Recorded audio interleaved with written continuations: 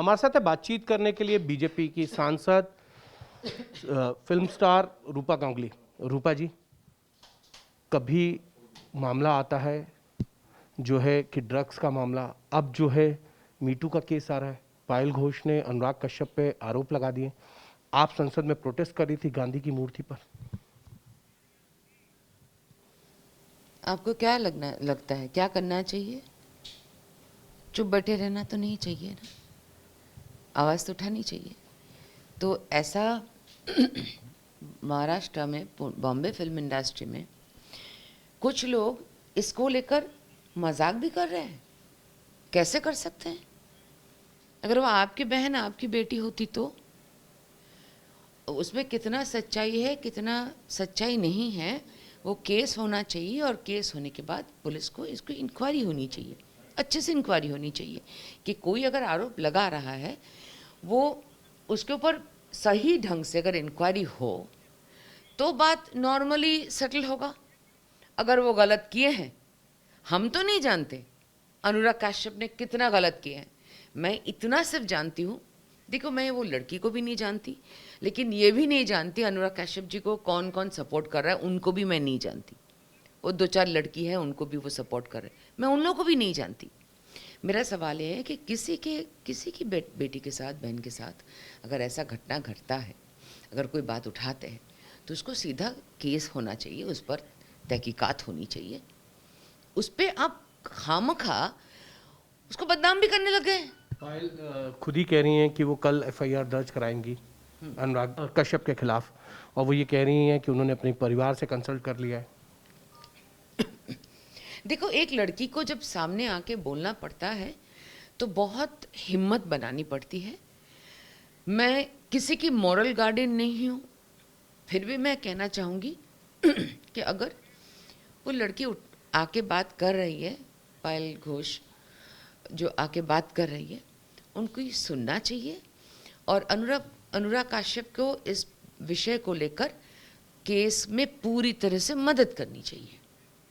लेकिन बॉलीवुड क्यों बढ़ जा रहा है? जब जब इस तरीके के मामले सामने आते हैं, सुशांत सिंह राजपूत का मामला आया तो बॉलीवुड बढ़ गया, ड्रग्स का मामला आया तब बॉलीवुड बढ़ गया, अब जब पायल घोष का मामला आ रहा है तब भी बॉलीवुड बढ़ गया। कुछ लोग अनुराग कश्यप के साथ खड़े हो गए हैं, कुछ लोग पायल घोष के साथ। ये सवाल एक्चुअली मेरा भी है, मैंने सोचा था ये सवाल आप ही को करूं मैं, कि इतने लोग नेगेटिव, एक कोई घटना घटे तो उसको नेगेटिव में चले कैसे जा सकते। समझो, आप मुझे बताओ, दिल बेचारा रिलीज हुआ, ठीक है, तो दिल बेचारा जब रिलीज हुआ तो कैसे लोगों ने कहने लग गया, ये फिल्म जब रिलीज हुआ, सुशांत सिंह राजपूत जब गुजर गए, चले गए, उसका हत्या हुआ या सुइसाइड है, इस विषय को लेकर बहुत चर्चा हो रहे थे।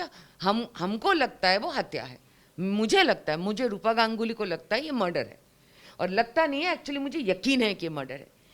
खैर, ये साबित हो गए तभी हम लोग इस पर और भी बात कर सकेंगे। लेकिन आप मुझे ये बताओ, दिल बेचारा रिलीज के तुरंत उसी दिन इतने थम डाउन कैसे निकलता है? मतलब एक टीम है जो एक इंसान चला भी